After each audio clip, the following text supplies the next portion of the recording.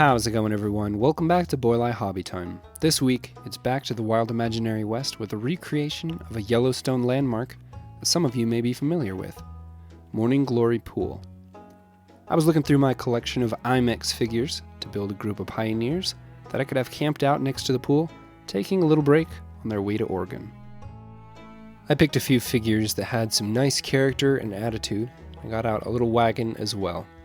I also discovered that the little quadcopters that come with these wagon kits aren't quadcopters at all. In fact, they are the wagon wheels for the wagons. After assembling the wagon, I prepped the figures by removing a few mold lines, then I swept all of those aside to work on the base. For the base, I glued 2 planks of wood together, and then I transferred the dimension of the wood onto 4 1-inch thick pieces of styrofoam. I was able to cut them all precisely using my handy hot wire table. I then glued the foam layers to the wooden base and to each other.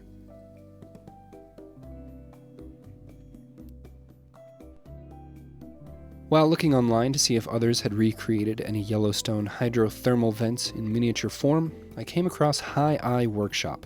He creates some incredibly lifelike terrain and dioramas, including this one of the same pool that I'm building.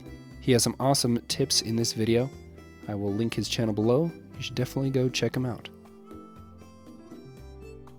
I wanted my diorama to be a cross-section view of the thermal pool, like a Stephen Beastie book, and that way I could hide a scary surprise at the bottom that wouldn't be visible to our unfortunate little friends camping on the surface. I cut out the shape of the pool using a hot wire knife with a few different attachments, and then I smoothed out the angular texture with a butane torch. I wore a respirator and had my window open the whole time to prevent the inhalation of harmful fumes. Then it was time to cover the foam with a protective layer of terrain paste made from plaster, Mod Podge, a few splashes of water, acrylic paint, and a few splashes of water.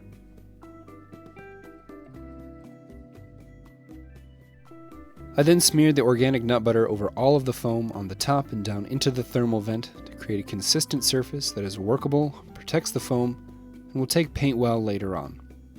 When that was dry, I sealed the rest of the foam with Mod Podge that I tinted gray to ensure full coverage. I then began painting the pool. You may be saying, hey, historically, back in the wild western times, this pool would have been just blue because tourists hadn't thrown rocks and coins in like dinguses, which caused blockages which led to the temperature drop that allowed the bacteria to grow and cause those other colors. I'd say, yeah, that's a good point, but this one also has a monster living in the bottom of it, which is a fairly large blockage. I then textured the terrain around the pool with a few colors of Vallejo mud, and also added a little trickle-off point for the pool. I wanted to differentiate the dirt around the pool where the trees would be growing, so I stuck down some dirt and sand with watered-down white glue and isopropyl alcohol.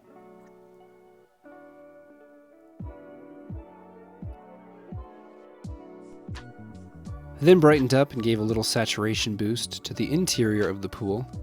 I also added a calcified ring of salt around the rim. I used that same salt color to dust up the rest of the surface.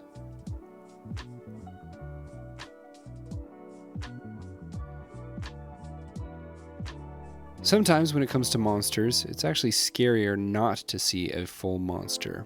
I wanted to suggest the presence of something scary by adding 2 glowing eyes to the deepest part of the pool. I threaded the wires through the back of the diorama, and I sealed the hole and the lights in place with some UV resin. One last thing to make sure the resin didn't get out of any little cracks in the foam or ruin the colorful paint job was to add a layer of matte Mod Podge over the top. Then hot glued a piece of acrylic to the front. It was time to move on to the resin.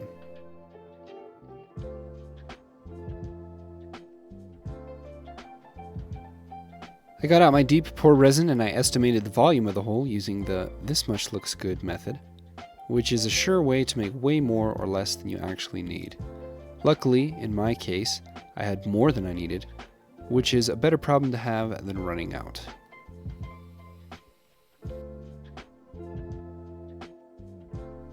I added some drops of aquamarine pigment Turn the water a little bit blue.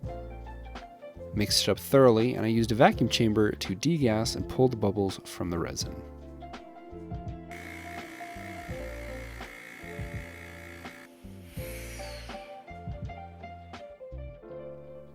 After it had been thoroughly degassed, I poured it in the hole.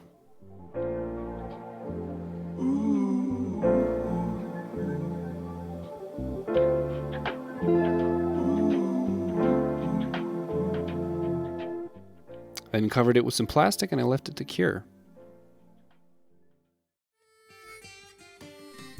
While the resin was curing, I prepared everything else that would go on the surface of the diorama, including these trees from Woodland Scenics. I sprinkled on some lighter colored flocking to make them look a little more sun-kissed, and I set those aside to paint the wagon crew. I then took all of the figures over to my spray booth and I gave them a coat of flat gray and flat white spray paint. I like to go over the top with a final layer of Krylon matte finish, which I have found to be an excellent surface primer. I then loaded them onto my painting handle and started painting away. A couple years ago, I learned all about Yellowstone and the Rockies after getting interested in looking for Forrest Fenn's treasure. If you aren't familiar with Forrest Fenn and his treasure hunt, you should definitely go look it up. It was pretty great. While doing research on Forrest, I pored over maps and history books of the Rockies. I went out looking for the treasure with my dad and uncle in some of the most beautiful terrain I've ever seen. Obviously, I was pretty bummed when he announced that someone had found the treasure, but I got many great things from looking for the treasure, and one of them was a new understanding of and a deep appreciation for Yellowstone, the Rockies, and this part of the world I live in. Definitely contributes to this wild western world that I'm building here. If you've never been to the Rockies before, you should definitely come visit someday. They're pretty inspiring. After 72 hours, the resin was fully cured and it was time to remove the acrylic. I used isopropyl alcohol on the hot glue, which does a great job of releasing the grip. I tried to pry it a little too early and I almost ruined my day. Remember to wear eye protection and be careful when you do this kind of stuff.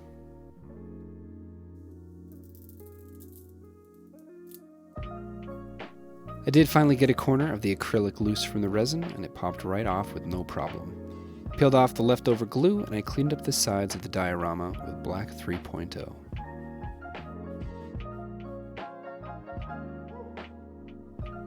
Then it was time to add my trees. I set them in place to get a good feel for what I wanted. I drilled the holes and I glued all of them in place with some foam-safe superglue. I also added one dead salt-covered tree and some underbrush provided by Diorama Presepe. Fabio, the owner of Diorama Presepe, sent me all of this stuff a while ago, and it will take me forever to get through. You should go look at their website. They have some really great selections of miniature plants and foliage. Thanks again, Fabio. The last thing to do was to populate the top of the diorama with a wagon, some oxen, a tent, a little campsite, and a group of Oregon-bound pioneers. After everyone was in place, I called it good.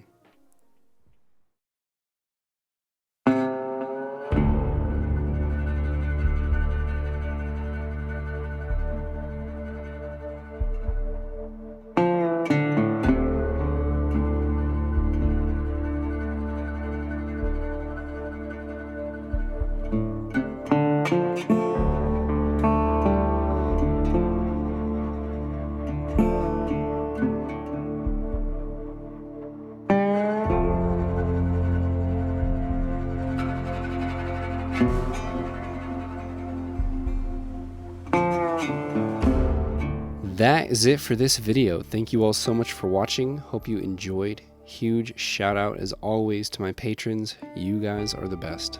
Have an awesome week, everyone. I'll see you next time. Oh, and if you've never tried to solve Forrest Fenn's poem, you should go give it a try before the exact location is revealed. There's not a treasure at the end of it anymore, but you might still have a lot of fun doing it. I know I did.